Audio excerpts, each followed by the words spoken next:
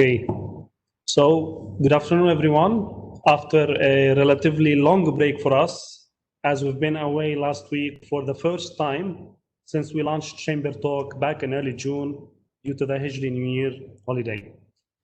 So this is Sultan Hatu from Abu Dhabi Chamber, and I would like to welcome you to our 22nd session of the program. After 11 weeks of kicking off this great initiative, we're almost approaching the finish line with this week being our last week of Chamber Talk, I would say season 1, and today being our 4th and last session with EY after very successful 3 earlier sessions over the last couple of weeks. For this, I'm glad to host the gents from EY, Clinton, and that's the first name of the family name, and Muhammad on a very interesting and hot topic, securing now, next, and beyond with enterprise and cyber resilience. I will utilize my part of the session today to give credit to the EY team who have been with us on this journey since June. So I would like to take this opportunity to express our appreciation to EY and to thank the speakers and the wider EY team working behind the scene for all their time and efforts with us to achieve a common objective of supporting the private sector in navigating this pandemic. I've seen here in the chat box someone asking for the Arabic session. Yes, there is an Arabic session. Hamda, if you please can share the chat box, we'll come into this soon. So going back to the intro, a special thank you goes first to Matthew Benson and Nimar Abu Ali for all their support to Chamber Talk and to the Chamber in general.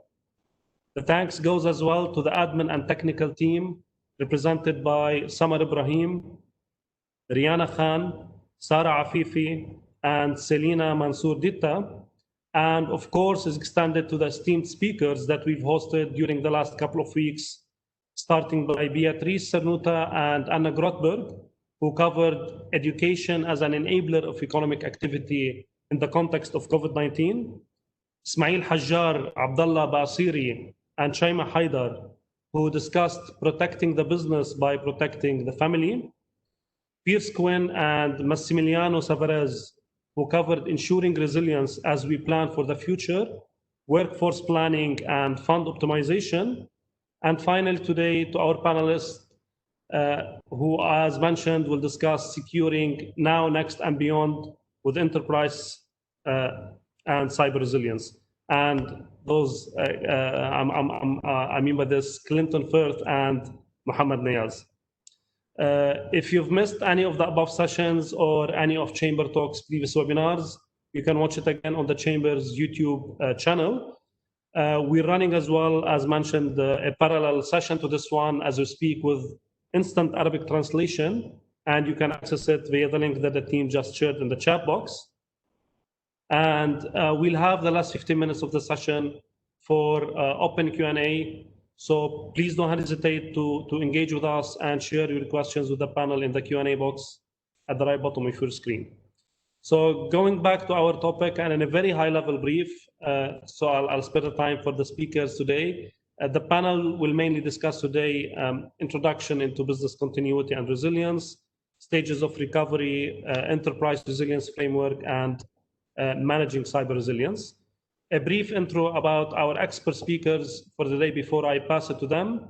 So we have with us Clinton Firth. Clinton is a global thought leader in cybersecurity and is the partner for EY cybersecurity across Africa, India, and Middle East.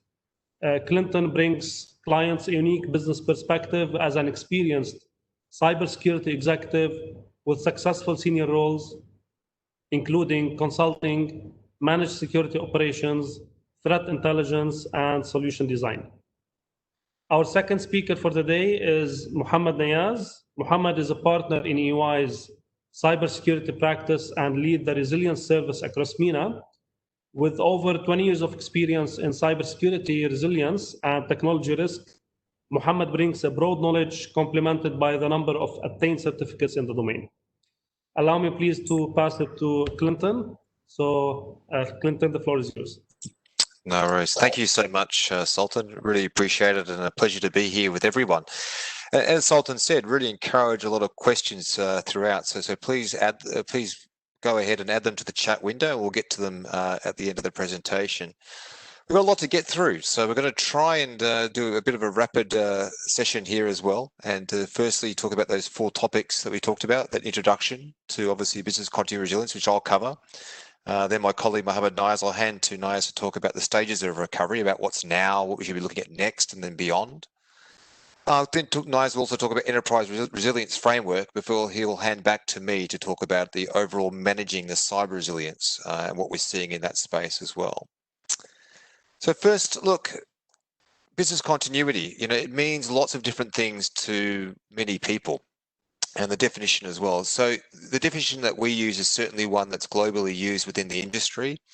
And it's all about the ability for the entity to be able to sense, resist, and react those changes and disruptions that happen. And importantly, the ability for it to adapt and reshape itself, not only in that point in time, but to sustain that for that long-term performance as well. So we're really need to see a shift from what we call more just business continuity and DR programs, much more into a much wider aspect of how it means to run a continual resilience business as well. Flick to the next slide if you don't mind, Niaz, if you can. So there's basically really sort of 6 elements. If you look at the sort of journey and evolution of resilience, we always sort of started off with what we call an IT disaster recovery plan. And that's very much a technology mindset, looking at how, basic disaster recovery, how we're going to recover our data and make sure that we have that still. We then move to sort of a business continuity planning aspect, a bit more of this, let's say, almost an audit mindset and an increased focus really on the sort of business drivers. And we start to look a bit wider than the business, than the technology as well. Next steps, we're really sort of seeing organizations move towards what we call business continuity management, which is that real value mindset where we're seeing organizations are actually looking at trying to actually add value into the organization and sort of going beyond certainly what regulators or compliance are driving in that area as well. Then we're sort of seeing organizations moving even further up the chain into what we call cyber resilience and breach response. And really, it is a subset of business resilience, but it's certainly one that's very, very relevant now. And we'll talk about a bit about that later on as well. Then we sort of move into that enterprise resilience, which is, again, much more of a holistic enterprise level. So we're starting to look at, not only disruptive threats, but, how does it affect our people, our processes, and our technology overall, all the way through to what we've been seeing quite very recently, especially around some of the big key sectors or industries, and even national resilience, where we've got entities like NCEMA, for instance, here in UAE, that are helping us respond better to disasters and effectiveness overall, especially around those things like critical national infrastructure and areas. So all this is great and fine from a business continuity perspective, but if you move to the next slide, what's really disrupted us quite significantly really is around the pandemic. And obviously we're right in the middle of COVID-19 right at the moment. And you can sort of say that, regular business disruption and planning has sort of really gone out the window. And even some of our clients who are quite well prepared individually quite struggled quite significantly when we have a pandemic. So really the differences here we can see on the left are that, the scale and velocity of a pandemic is very different than regular business. In regular business, we maybe have isolated events just impacting your firm or maybe one facility. You can quickly contain that. However, in a pandemic situation, you may have your entire ecosystem, your entire supply chain might be affected as well. And you may see very sporadic attacks in the market and, again, this serious economic impact. Again, with the pandemic duration, generally in regular business, much shorter, we can recover very, very quickly, and our plans are really built for those things as well. However, with pandemic, it's much more extended planning, and we need much more input from our third parties and, that extensive planning and even governments involved as well. If we look at workforce planning as well, the difference between regular business is we might have that very temporary shortages of workforce. However, obviously, during a pandemic, which we're seeing now, the workforce is, in lockdown right now. And there's quickly, you know, how do we sort of react to that? How do we enable our workforce to continue working, be it online like this session that we've got today, or even the government-driven directives on how, you know, the government is trying to sort of push and pull around, you know, balancing that health and business at the same time, all the way through to infrastructure. And we're seeing such, you know, things like during normal business, you know, we can see, you know, use of emerging and digital tech for revival and some investment in those technology areas as well for future issues. However, obviously during a pandemic, we see massive constraint on availability of public infrastructure. And even they themselves, those critical national infrastructure areas, are actually struggling as well. And we see a much wider, stronger use for technology resilience, where we see the telcos, for instance, needing to step up and obviously increase bandwidth and capability as well, which enable all of the businesses, including ours as well, which is quite significant. So you can really see the difference between regular business and also the pandemic planning as well. In the case studies, as you see here, so you know, we've gone through this ourselves in the top right. You know, the COVID impact to the UAE businesses has been significant as well.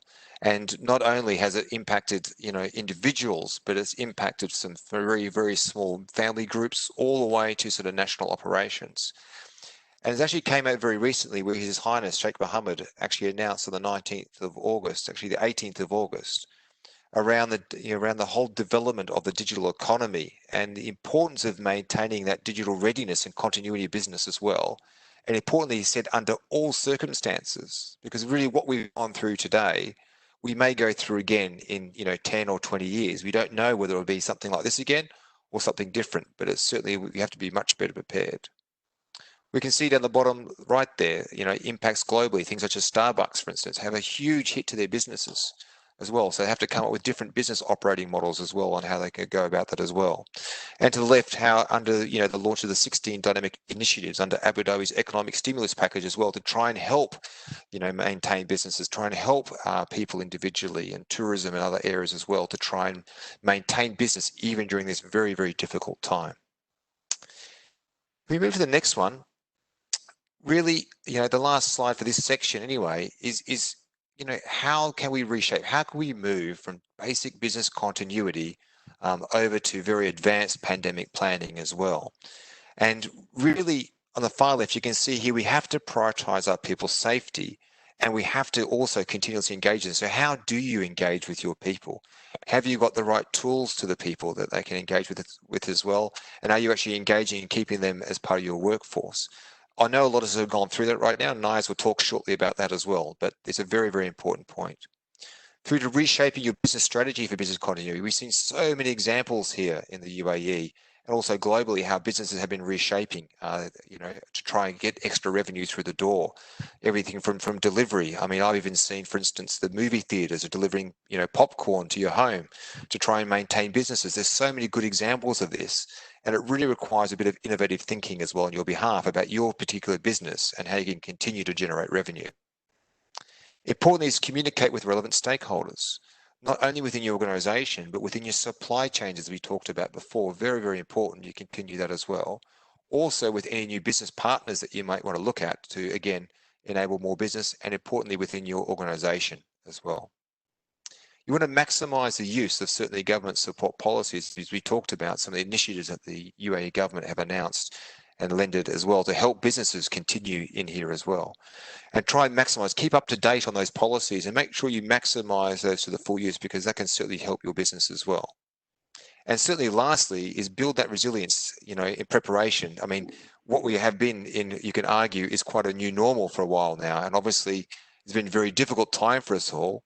But we don't necessarily have the end in sight yet. So certainly, how do we continue to build on that resilience? How do we continue to learn from these errors as well as we go through?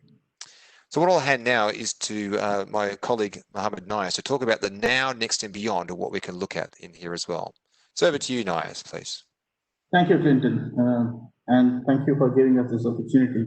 So as Clinton mentioned, this aspect of business continuity and resilience is something that's really, really important, and that has become even more important during the pandemic situation. Pre-COVID, the situation was different. Organizations used to develop business continuity plans more because your internal audit is asking them to do it, or your regulator, the central banks, or the other regulators are asking them to do it. So it requires a check in the box. So I have to have business continuity plan. So it was not taken very seriously pre-COVID situation. But unfortunately, in the COVID situation, they realized that business continuity plans or disaster recovery plans really come in really, really handy to handle an unexpected disruptive situation. So we've looked at organizations that have been impacted on this situation globally across multiple industries, multiple geographies, etc. And we're trying to put together a basic framework as to how organizations have reacted and what are the various phases in which an organizations need to kind of respond to for such a disruptive situation. So we have defined three broad phases, which is, we call it as the now phase and the next phase and the beyond phase. And four stages, if you may call, the respond and stabilize stage coming under now, the recover stage coming under next, and the transform phase stage coming under the beyond. So let me explain to you what these three phases mean. The now phase is really the phase that deals with organizations who really face a sudden disruption and they face a shock and they try and restart the business. That's what happened to most of the businesses and in the first 3 months of the COVID striking us. And actually, even those who had a business continuity plan realized that it's not adequate and they have to customize it and streamline it and make it more specific to the pandemic situation. As you know, those who have developed business continuity plans, you looked at or you predict a scenario and for example, a fire happens in a building or this particular location is not reachable or there is a people causing revolt, etc., etc. So you look at the scenarios which are likely to happen, and based on each scenario, you develop recovery plan for this. So many of the organizations, in fact, very few of them have actually predicted a scenario of a pandemic, and even if those who have predicted a pandemic scenario did not, forecast a scenario of this magnitude, as Clinton explained, in terms of the scale, in terms of the level of impact, in terms of non-availability of people for a long duration, non-availability of supply chain for a long duration, infrastructure, etc., etc. So the now phase is really about the knee-jerk reaction or the reaction which an organization expects when they face a disaster situation. So the typical areas which organizations focused on during the now phase has been number one in terms of safety of people. That has been a focus area, just to make sure that the people are safe wherever they are, and they are being safe right through. The second area which organizations typically focused on the now phase is on the financial sustainability. So they want to make sure that the cash flows are sustainable and the business is running, operating during the now phase. One of the areas which some organizations also focused on during the now phase is really to look at the resilience of the leadership in terms of people. So they had taken certain extra measures to make sure that the leadership or the critical people within the organization have extra precautions to make sure that they don't catch COVID. That's been the focus on the now phase, moving from 0 to 3 and 3 to 6 months. How do they respond and how do they stabilize in the disruptive situation? Now, once you move to the next phase, in fact, many of the organizations are now in the next phase. So the next has become now for the moment, if you know what I mean. So that's from the 6 to 12 months phase. So the recovery phase is really about maintaining or adapting to the new, adapting the operations in the disruptive situation, adapting the operations during the lockdown period, and also enhancing their resilience. So it's really about making sure that your supply chain is working and making sure that your production and operations are working and making sure that your customers are being served in the right manner and looking at innovative ways of meeting your customer needs and demands. So which is really the beginning of the recovery phase where you kind of recover in the disruptive situation and look at enhancing your business. To give an example, from a supply chain perspective, you would have, in the now phase, you want to make sure that you have the right number of inventory being available to make sure that in the disruptive situation, you're able to meet the demand. In the next phase is really to look at my supply chain and the suppliers list and make sure that earlier the principle has been lean and mean, which is you need to have one supplier rather than having multiple suppliers, and you have inventory just in time, etc. So all that goes out of the window in a pandemic situation. So you look at the supplier carefully and then see what are the dependencies of the suppliers, which are the suppliers in a particular geography which is affected by the pandemic, and the likelihood of that being impacted during the situation. So next is to relook at your suppliers to make sure that you have right amount of suppliers being available so that it's not disrupted. And in the beyond phase is really the phase which organizations have actually started working on immediately. And that's really to talk about the transformation phase. Now, that's to see how can you leverage, how can you use the new normal that the post-COVID situation is, and how you can enable your organization to take advantage of the new normal and reshape, re-engineer, and redefine the future of the organization. That essentially means to relook at your purpose of the organization and to make sure that how can you maximum leverage the digital opportunities that are available, and relook at your operating model and see how you can transform the organization and take advantage of the new normal and come out winners as compared to competition. So that's about 12 to 18 months. And in a typical pandemic situation, it does not go within 3 or 6 months. And WHO has said, and many other organizations have mentioned that the pandemic is here to stay for 12 to 18 months. So and it will come in different ways, etc. So as an organization, you need to be prepared mentally and by scenario tracking that you're prepared for such situation continuing for a longer period of time. Right. To go into the next slide, this is really talking about the various areas which I just mentioned. In the now phase, really the focus has been in terms of the people, protection of employees, in terms of securing the financial sustainability of the organization. The next phase is about recovery, is to fix the problems in the supply chain, ensuring your production is operating, and ensuring that your customers are being served, and adapting your portfolio and cost structure. And next phase, some organizations have also started focusing on cost optimization to see in this new situation, how can you optimize your operational cost in the pandemic situation and enhance your profitability.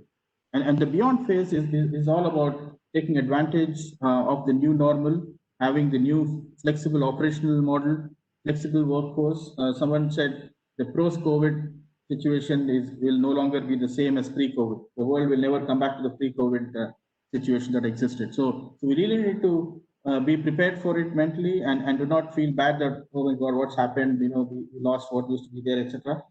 As an organization, you need to be prepared in forecasting what's going to happen and make sure that you are ahead of the others in the learning curve. So on the bottom, you'll see certain common competencies that will have to be focused on in an organization across the 3 phases. The talent and workforce in every phase, you need to make sure that the employees are informed, the employees are motivated and committed during this seesaw situation.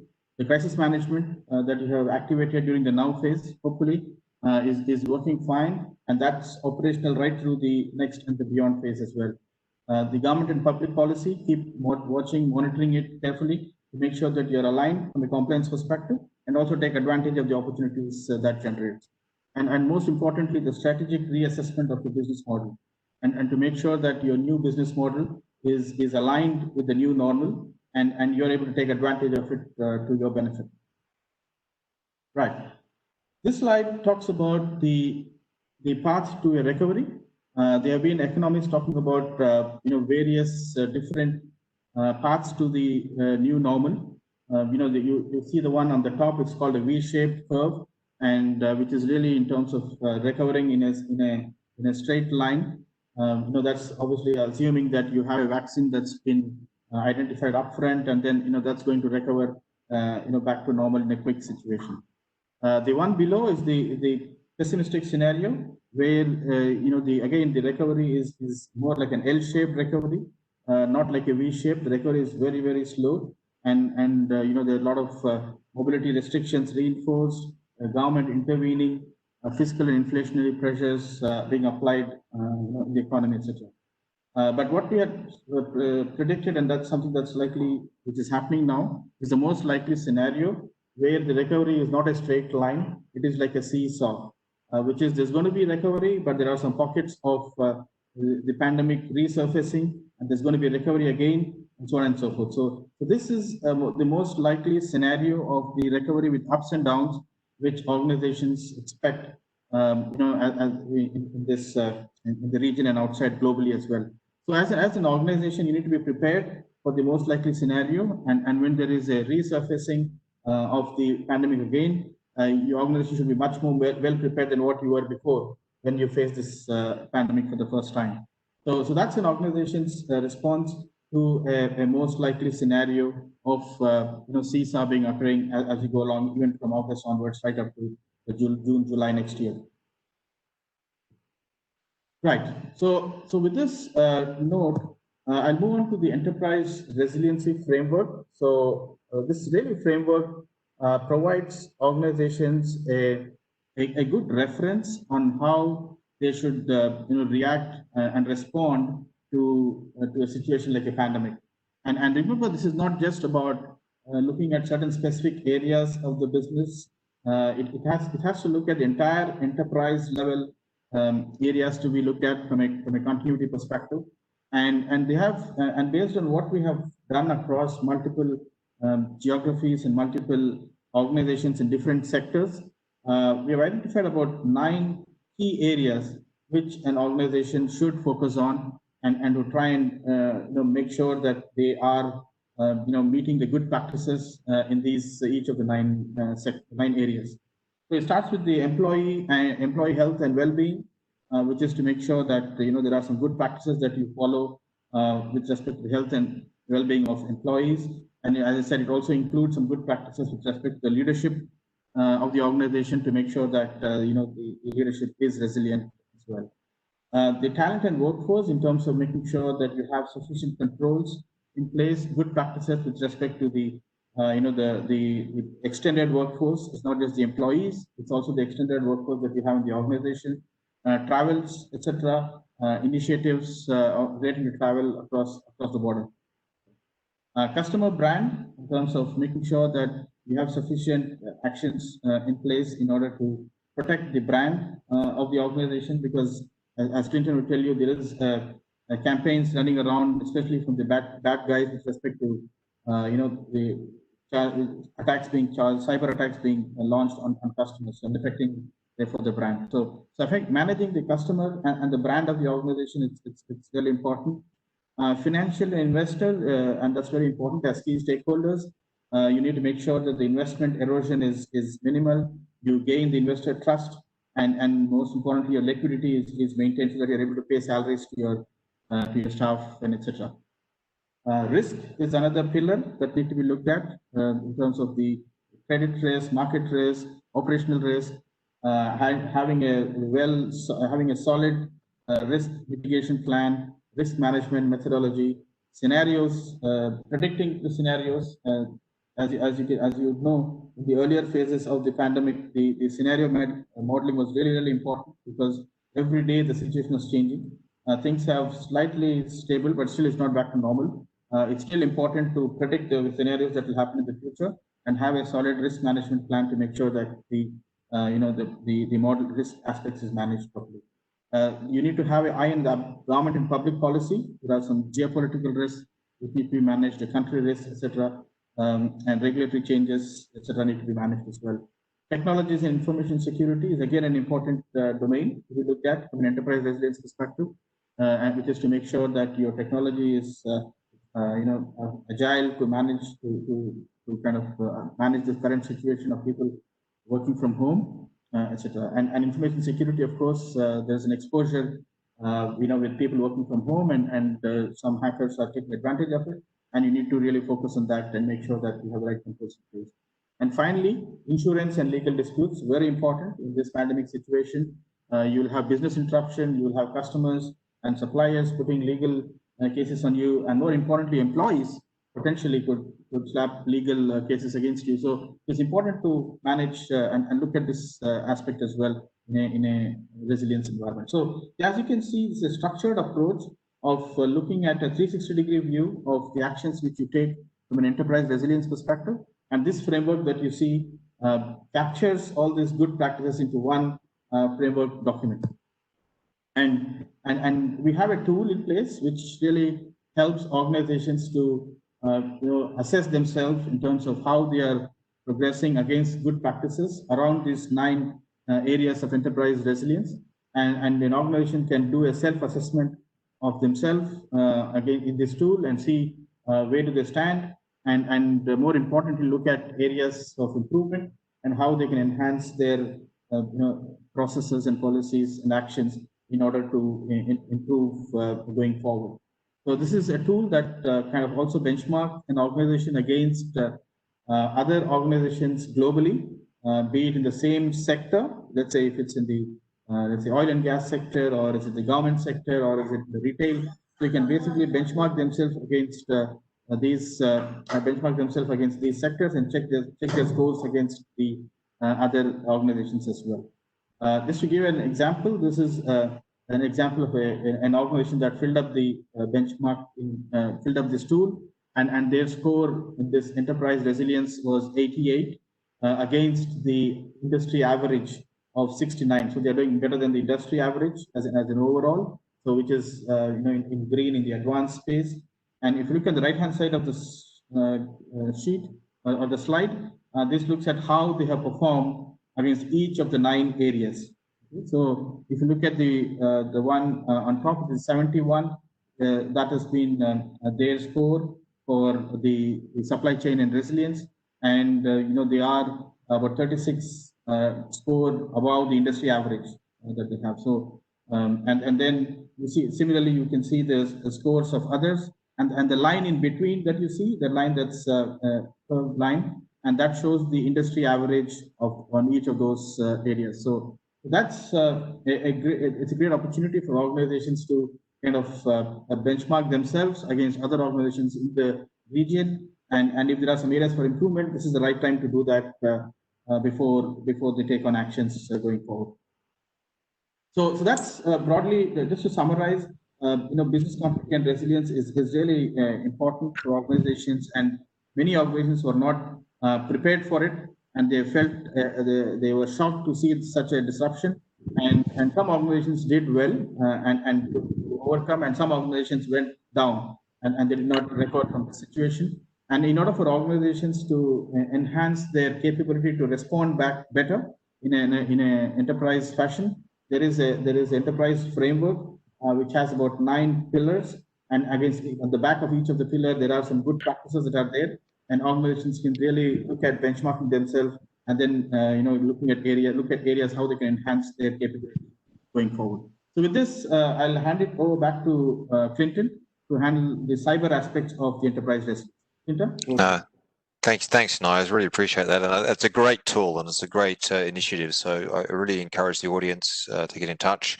I'm sure we can make something like that available to you, and it will really help sort of crystallize and help you and understand your business, where you're at, and what you've got to do in very layman terms to help. Because I know it's a lot to take on.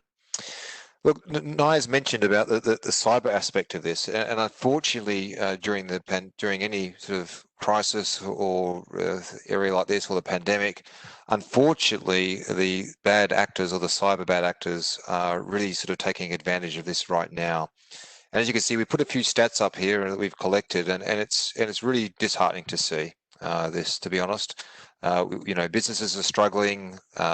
We as people are struggling with all this. At the same time, we have now criminal groups and others that are going against us, and to try and even bring our business further down as well.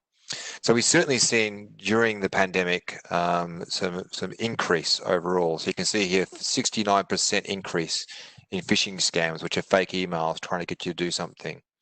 We've seen a 49% increase in ransomware, and I was just on a call the other day with a client who basically had their entire system locked up, their online business locked up, and every minute was costing them money, right? And there's a very, poor business in the Levant who are struggling as well.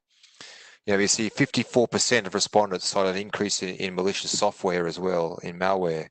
We're seeing 55% organizations indicated that they're trying to, outsource their security operations during COVID-19. They saw the increased spike, as well as very difficult to maintain that as well. And obviously, 79% of organizations expect their budgets to increase during the year.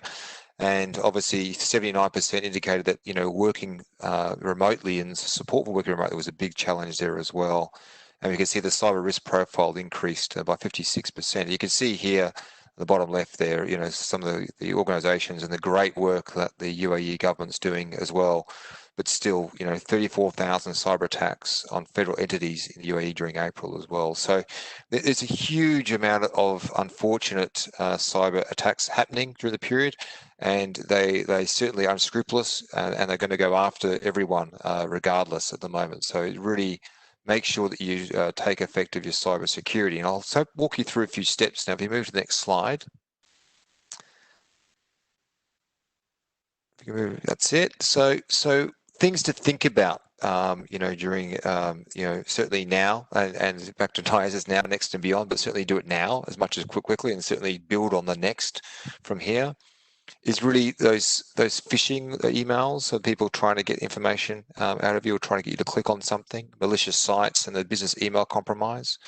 Again, we're seeing cyber criminals exploiting it, again, through this public interest, right? They're sending you emails out about COVID-19 or fake emails, maybe from the government or health organizations as well, trying to get people that thirst for information, right? They're trying to get people to act on things.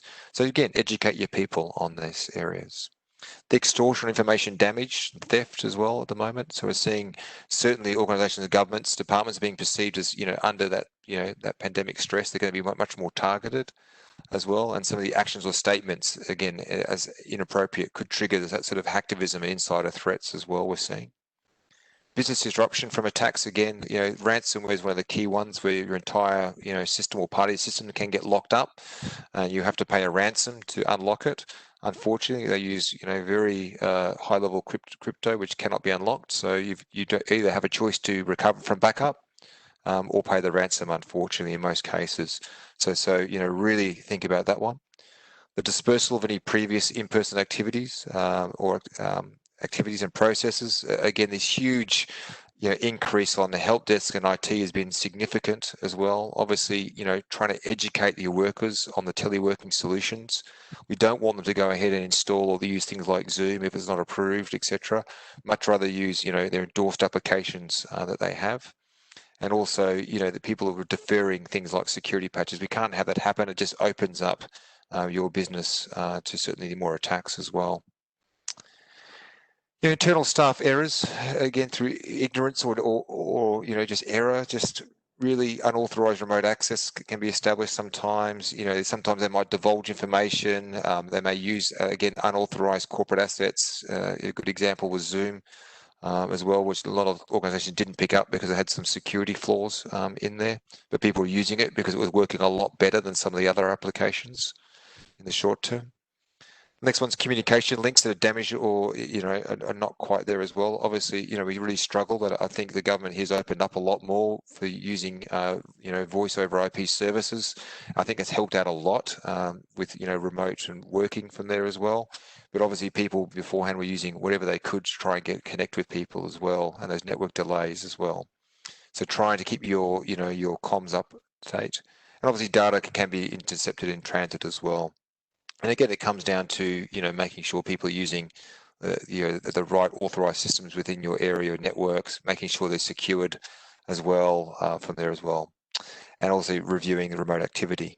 If we switch to the next one, so what can you do about this area really? Again, it comes back to following that resilience framework that NIAS, has talked about before. It's the same for the cyber aspect as well. And we want to try and reduce the potential impacts of the pandemic. So firstly, be prepared, right? Make sure that obviously, if you haven't already, make sure you have a look at your policies, your resources, your infrastructure, your controls from cybersecurity perspective, and making sure your organization is up to speed on those areas. please don't forget to monitor. So even if you do have those policies in place, you do the resources, unfortunately things are going to slip up. You need to continually monitor your areas, your networks. That's why we saw such an increase into some outsourcing of this area, because it is 24/7. It is on weekends. It is on holidays. You need to monitor your networks as well, because that's when the bad actors go after you as well from there. Obviously, you need to be ready to be able to take that mitigation action as well. So when you do detect something, making sure you have the proper processes and controls in place that you can go ahead and quickly remediate that as quickly as possible, because ultimately you want to move to the next one where you sustain your business productivity. You don't want to have outages from here as well, and making sure you have robust systems in place, robust communications in place as well, because the ultimate game is to really recover. You're not immune, and no one's immune to anything like from a cyber attack, but this whole circle can maybe take you weeks or months if you're not well prepared, to minutes if you are well prepared as well. So it's really about having each of these aspects of the circle up and running as quick as possible, have that cyber monitoring in place, and be able to quickly take that remediation action to bring your business back up to normal operations as quickly as possible in a proper resilience framework as well. If you move to the last one, I think it's the last slide, Niaz, from here. So I think we really want to talk about the now, next, and beyond from cybersecurity. So if you haven't already, and you want to look at the now, is about allocating cyber resources to support the business, right? Enabling that teleworking in particular, making sure you have the policies, procedures, making sure you have that awareness, that training. Make sure you touch base with your user community. Make sure they're aware of how they're using tools, what tools they've got there. Get some feedback from them as well, whether they are working as well. Making sure that you've got some packages, some cybersecurity packages on there to support those areas, not just laptops, but maybe if you are using tablets or mobile devices as well, make sure they are covered. Make sure that your endpoint protection, the stuff that stops the viruses that are getting on the machines, make sure that that's up to date as well. Make sure you have a look at the monitoring capabilities, of your remote workforce as well. Making sure that you have the vulnerability management up to date. That's those patches that come out from maybe Windows and extra. Make sure that they are going to go ahead. Make sure you do have secure collaboration work platforms in place as well. People are not using things like Dropbox, etc., but you're using many more secure means or official means within your business as well. And make sure you maybe look at some co-sourcing or outsourcing of some of those key functions as well, where you don't have the ability, you don't have the expertise maybe to provide that. And again, some of these areas in cyber can be quite specialized. You may need a third party to come and help you out in there as well. The next is really to start to plan for the future, to make sure you continue the enablement of that overall remote working, obviously in a very cost-effective way, but also maybe looking at the depends on third parties as well. And everything from updating your risk assessment to your strategies and your roadmaps. Make sure your cyber strategy is linked into your digital strategy. You want the two to be hand in hand together. Looking at patching, upgrading, and revising your overall sourcing and your third parties as well. All the way through to the last pillar, which is beyond. How do we operate in a new normal, right? How do we go ahead and operate in a transformed cyber function to really helping us in our new business as we're moving forward? I keep saying that cyber really wants to be a business enabler and advisor to the business. We don't want to be a blocker, because I've seen too many organizations not take adhere to it, where they get something like a ransomware attack, where they don't have adequate backups, and they've had to basically replace their entire business or actually go under as well. There's some very simple things that can be done there. Making sure the strategy is aligned, making sure you have the right governance in place, the risk assessments, and even maybe putting in KPIs and KRIs in your business to help reflect that new world of cyber that's coming up. And, especially as we're transforming, and this whole pandemic has forced us now to certainly move to much more digital means, which again has opened up the aperture. So a lot to cover. I know myself and Mohammed Niaz have taken through very, very quickly a lot of content. I'm sure we'll be able to make these slides available from here. So Sultan, certainly over to you and over to the community for any questions we're willing to take. Thank you, Clinton, and thank you, Niaz, for a very interesting session. As you said, this is a topic that you can talk about probably for hours, but given the limitation on time, anyway, it was a bit insightful, and hope the audience get the benefit out of it. Now, I want to touch base on the last part of your session, Clinton, on the cyber resilience and cybersecurity. And the question has two parts. One is, from your experience, from what you've noticed on the ground, from your clients and in general in the market, how well prepared were most of the companies in the market for this pandemic? That's one. And two, I know you already covered like the majority of the things that need to be done now, but how should organizations protect, particularly on cyber threats relating to the pandemic itself? I mean, if there are specific related attacks? Yeah, good question. So look, the first one, how well prepared, were clients in general? Look, it really, the whole pandemic really pushed us all to adopt digital very, very quickly across, because we all had to move, working from home. I mean, I had clients that were rapidly procuring IT assets, buying laptops because they basically had all desktops in their organization, right? Then they had to go ahead and enable a lot. But that's just one example where they just, not only the hardware, they had to put all the software on board from there. And I think, to be fair, actually, Sultan, the industry as well probably, had a lot to catching up on. You saw Microsoft, and probably a lot of people are Microsoft users. Teams, for instance, as a collaboration platform, maybe it wasn't quite there as good as maybe like Zoom, which people were using for Zoom, for instance, which was, had a few security problems in it.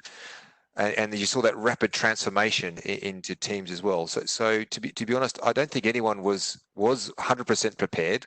I think some organizations were better prepared than others, but certainly it was certainly nothing we could ever been maybe prepared for as well, to be fair to them, to be fair to organizations. If the second part of your question is, what should we do to protect our organizations, especially particularly to cyber threats rising out of the pandemic, and what we're seeing? Look, the biggest thing I say is our people. People are the gateway really to any cybersecurity threat. So training and awareness of your staff, of your people against cyber threats is number one. From there, that's going to stop a good majority of attacks. If they're not clicking on silly emails that are coming out that look suspicious, where they click on a link that downloads, maybe it looks like a legitimate file, but it's not, and it downloads a piece of, virus that gets on your machines and then it therefore locks them all up. That's how this stuff gets in, right? So training and awareness is absolutely key. The second point is that monitoring capability. You need, all organizations need to monitor their systems 24/7. Again, the bad actors, they could be in Eastern Europe, they could be in Asia, right? And they don't care about our holidays, they don't care about our weekends, they don't care about our after hours. And to be honest, that's when they're going to attack us as well. So we need to monitor 24/7 as well.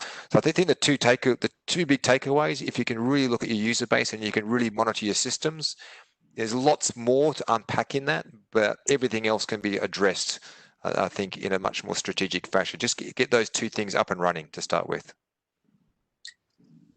Thank you, Clinton. And I believe I can build as well on that, stress on the point that you've mentioned, people. I remember from back from EY days, and it's not a surprise, that we used to have those learnings as mandatory learnings and as part of our annual, similar to the annual independence forms that we have to sign. So this could be a quite good approach for entities, that they make this education about phishing and how to protect yourself and the organization a mandatory and part of the annual evaluation.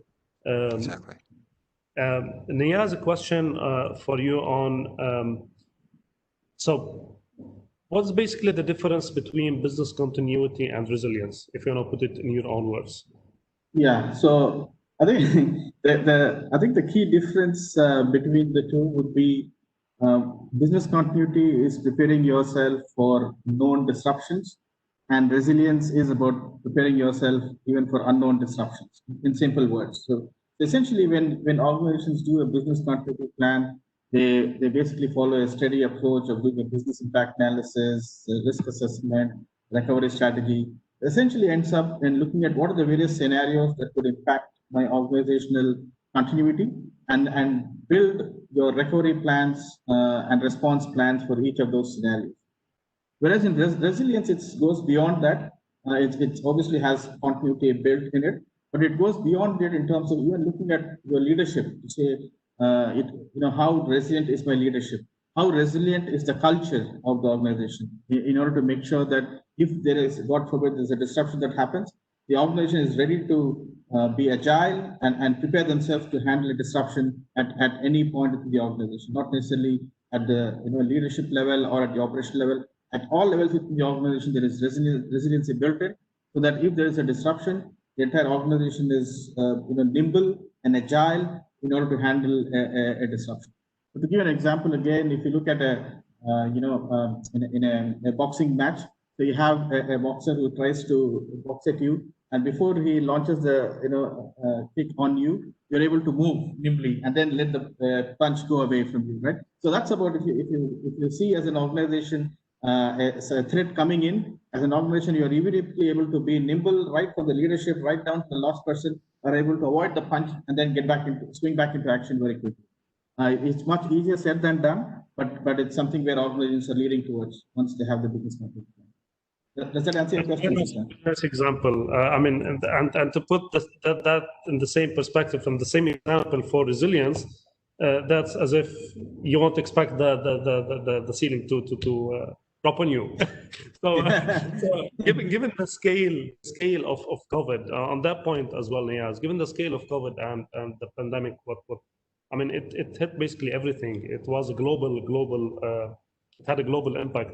Do you think that, I mean, people who work on resilience now based on their experience of COVID can be resilient for, like, did COVID raise the bar? They can be resilient in any future, I would say, pandemic or any other uncertainty? Well, there's no such thing as 100% like 100% security or 100% being resilient, right? But however, what's important is there is definitely an awareness of business continuity and resilience that has crept in to the organization. From what we have seen across the region, you have seen organizations at the board level and the senior management level asking the people below to say, can you give me an update on where we are from business continuity and resilience perspective? So it was not the case. Earlier, it was the poor risk officer or the business continuity officer going up to the board and the CEO to say, hey, I need budget to do the business continuity plan, and he was not getting the budget. So now it's the other way around. We are seeing it's a positive turnaround where you have the C-suite and the board level people asking the management as to to update in terms of how resilient we are. So definitely there is an enhance. I would say you need to crawl before you jump. So currently, I see organizations are beginning to crawl in this particular situation, but there's a lot to cover in order to reach the level of resilience that they need to handle shocks such as COVID and others. Fair enough. Well said. Thanks, Niaz. Clinton, how can cyber be transformed in the new normal? Yeah, that's a good question. Look, it's ever evolving right now, and there's a lot of organisations are struggling with it, albeit from large governments all the way through. And part of it is a massive shortage of cyber people. At the same time, it's a very complex, maybe sort of ecosystem, a vendor ecosystem. There's lots of vendors out there, so it's really difficult for organisations to get a handle on it. I think organisations really need to first link it to their business strategy. Right, and a lot of businesses are moving towards a digital strategy, and you need to link those two things very, very closely together. Because if you don't link them, you're going to go off on a very strong business strategy to start with, which is enabling digital, and then you're going to be playing catch up with cyber, and then that's going to be very expensive to try and retrofit cyber into your technology strategy. Is going to be a bit of a disaster, to be honest, and cost you quite a lot of money there as well. So, my main point is sort of, try and link the two as closely together from there. Certainly, talk to your technology enablement partners or your people within your business as well. Try and get them to ask those right questions to them. Have you thought about the impacts of cyber, that this is going to happen as we move to, let's say, to this new platform, or as we move to cloud, or as we move to whatever we're going to do from here as well. And again, the stronger you can link those through and have that in there, you're going to be in a lot better position, because to be honest, it's just so far and wide, the aspects of cyber and what you can do.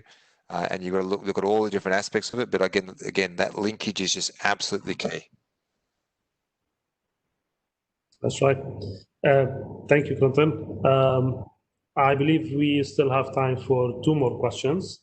Nayaz, and this one goal for you, and the last one probably, I mean, mutual, both of you can answer. Who is the right person in the organization to lead the business continuity and resilience initiatives?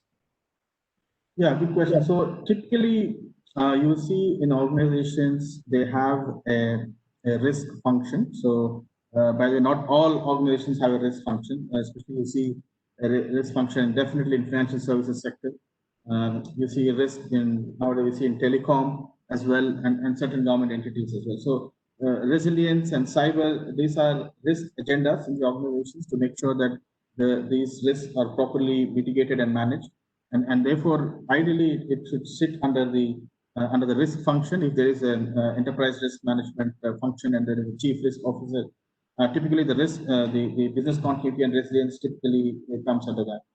Now, if that's not available, then I've seen this function sometimes sitting under the chief operations officer, reporting to the chief operations officer as well, and then reporting to the CEO. So this is an important function. It should not report, for example, to the person lower down the hierarchy, because it has an impact right across the organization. It's important that it reports to the C-suite. So if you have the chief risk officer reporting to, the business continuity reporting to the chief risk officer, and then reporting to the board risk committee or the CEO. So that's the ideal place in which it should be at an organization level. I've also seen some organizations where they mistake business continuity to be IT, and they let the business continuity manager report to the IT, which is actually not the right place to be in, where the definition is very narrow. It is only technology recovery. So, but in each other place, what is important is they should have a function. Yeah, of course, if they have a function, then obviously CRO is a better place to be. But not having any function is going to be much more disastrous. That's right. Thank you, Nayaz. And the last question for the gents. I mean, you've covered, Nayaz, on your part of the presentation, the enterprise resilience framework. Same applies for Clinton as well. You've covered in the cyber that and how it's related to that enterprise resilience framework. So we know that, I mean, you've covered those 9 pillars from risk to talent and workforce, supply chain, and many others. And we know each one of those items could be a separate project by itself, and those would come at a cost. Given that the current situation where companies might be squeezed on liquidity, or they probably need to prioritize. Like, I know the tool, when you do the benchmarking, might help you in prioritizing a couple of pillars among others. But is there a specific that you can provide in here in terms of cost, from a cost perspective, I would say? So if your question is, how much would it cost to do a benchmarking? Not how much would it cost, but I mean, what's the best way to do it, given it's going to be costly? Okay, so let me tell you this. If an organization is prepared to benchmark itself against the rest of the organizations, so this tool that we have shared with you, it's a free tool.